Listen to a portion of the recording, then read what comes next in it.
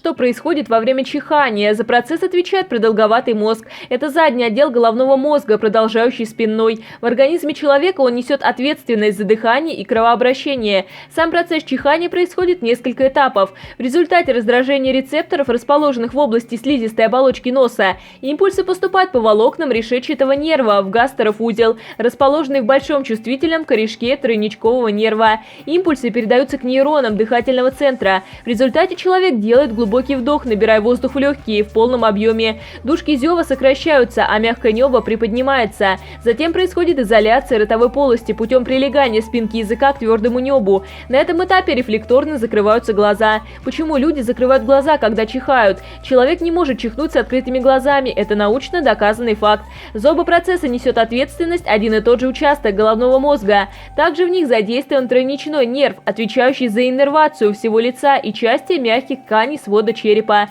При спазме мышц, возникающей в момент чихания, одновременно сокращаются и те, которые регулируют деятельность глаз, заставляя их закрываться. Эксперты до сих пор не пришли к единому мнению, почему во время чихания закрываются глаза. Многие считают, что именно этот механизм дает возможность защитить глаза от попадания инфекций и частиц.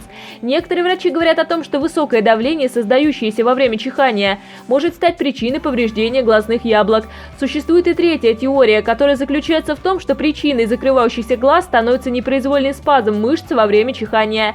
Эксперименты. Доктора утверждают, что если человек рискнет чихнуть с открытыми глазами, у него, скорее всего, это не выйдет. Этот безусловный рефлекс очень силен, и даже если показалось, что глаза во время чихания открыты, это не так. В то же время британские ученые, проводившие эксперименты в этой области, создали шлем, позволяющий оставлять глаза открытыми во время чихания. В результате выяснилось, что никакого повреждения органов зрения не произошло, просто немного повысилось внутриглазное давление.